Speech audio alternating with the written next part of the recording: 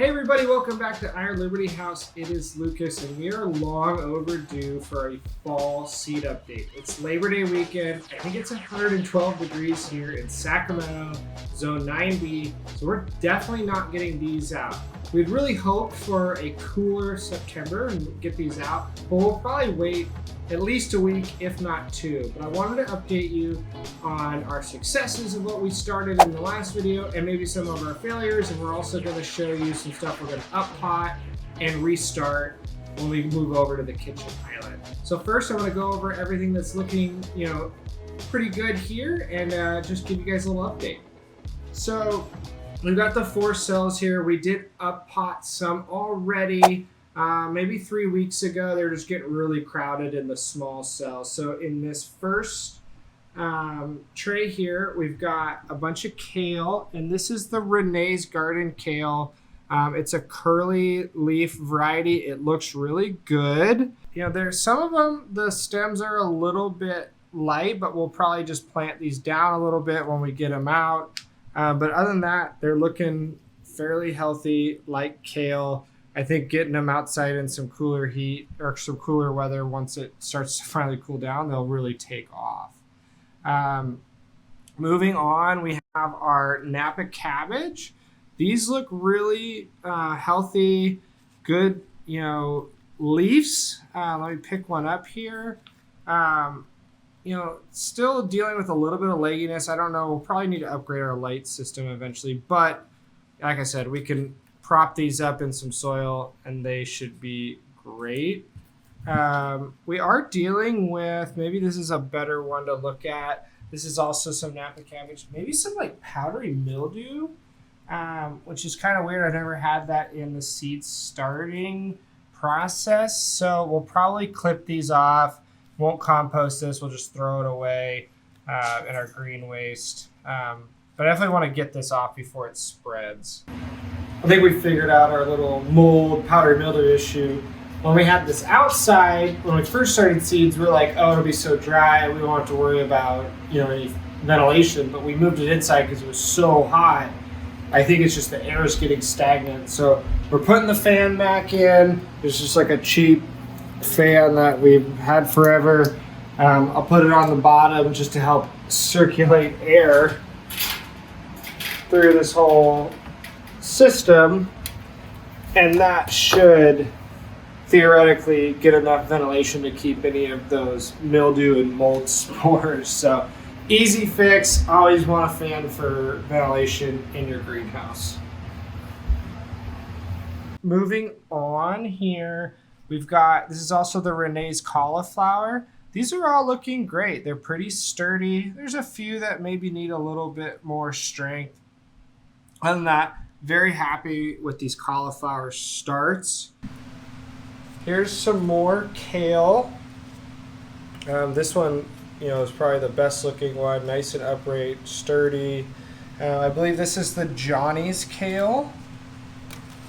Let me look. Yeah, this is the Johnny's kale. We grew this last year. There's actually a volunteer. Maybe Beth can drop in some B-roll that lived through the winter or through the summer. All right, here's our broccoli. Also the Renee's broccoli. This we got in a seed starting kit. You can see, this is a kale that is DED, dead. Let's take that one out. But this broccoli, also like the cauliflower, is looking really good. Like, look, it's sturdy, it's upright, it's getting quite a few leaves, looks free of disease. So these are really just waiting for some cooler weather. If we put them out this week, everything would die. You can see these do look pretty dry. We've been watering about once a week. Really haven't kept a huge eye on it just because we've been using our handy frog moisture meter here. So you can see down at the bottom, it still says it's moist, but I think these are due probably for a good soaking. Let's just get them all nice and wet, and it should probably get us through until we're ready to plant them in about 10 days to 2 weeks.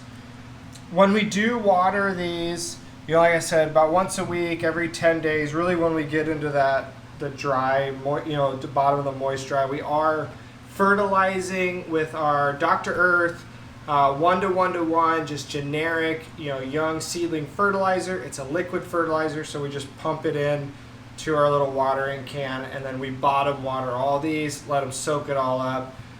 But the seed starting soil is pretty inert. It might have a little bit of nutrients in it when you first start it, but they're definitely going to need consistent fertilizer throughout that growing process to get them ready to go out into the garden that we've, obviously keep up and amend throughout the year.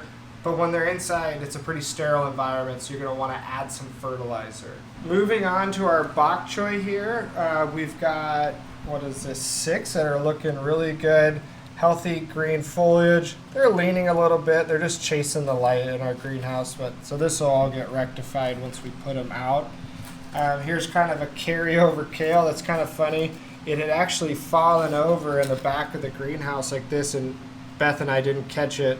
So I've put it upright, and I'll probably just put like a popsicle stick in there or something and get it back upright.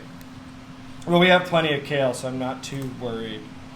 All right, moving on, here are some failures. Hey, these are my flowers. There are some failures in here, specifically the Brussels sprouts. So we did redo the Brussels sprout seedlings, and they just get so leggy. If you have some expertise in starting Brussels sprouts, for sure let us know, but we'll probably just buy some starts from the nursery, because every one of them is just falling over into other. This is our second go. And this was our second try at it. But there are some successes in here. We have some flowers that Beth started. So we've got some violas, which are always pretty all through the winter.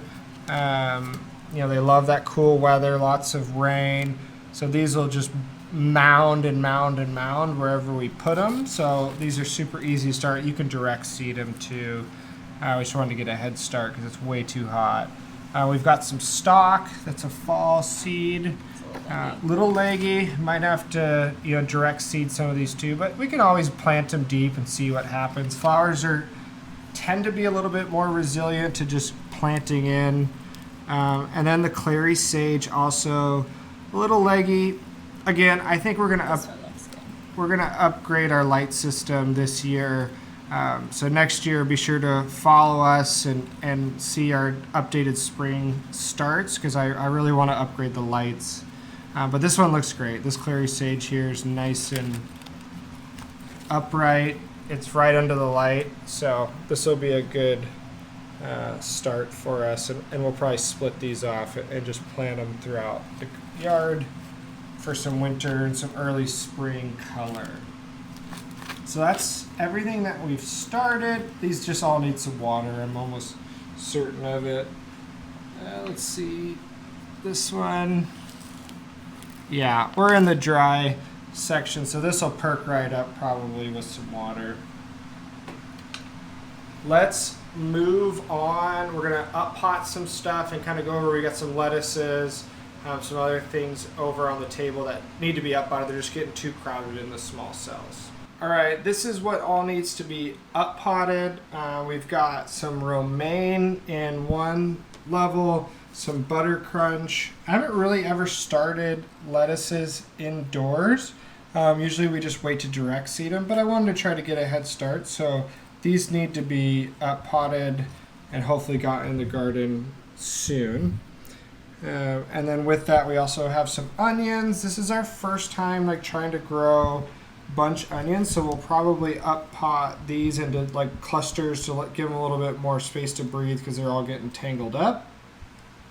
And then we had some celery here that got super leggy. I think these onions were just kind of laying on top of them, and they were just fighting for light. So we're gonna restart some celery to see if we can't. If not, again, there's nothing wrong with buying starts. We love growing celery in the wintertime, so we're gonna try.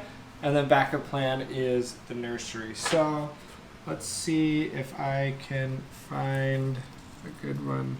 Just gonna use a fork here. up pot this romaine. Get it down in there.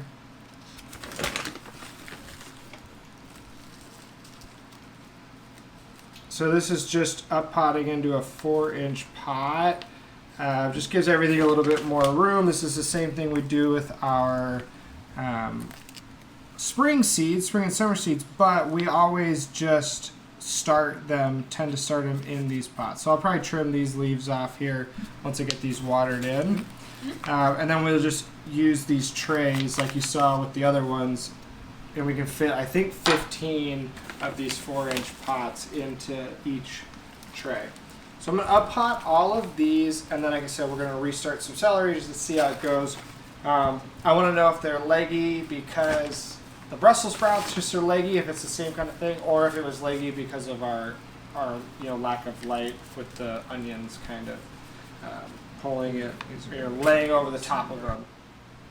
So that's our seed update. Like I said, some stuff's looking really good. It's always about success and failures, or teaching moments or learning moments for ourselves. Starting fall seeds is different. Most of the time we're just by start, so we really wanted to focus on it this year and try to start some stuff. So we're learning. Drop a comment, if you want to see us start anything else or something that you're really good at. If not, we'll catch you guys once we put these into the garden. We're going to do a September garden tour, probably after the true start of fall, September 21st, when everything's cooled down and you can see us. We're going to get rid of our summer garden and really reveal what we're planning for the fall. Super exciting. We love fall gardening. It's just something different. It's a different pace. So we'll catch you guys then. Have a great day.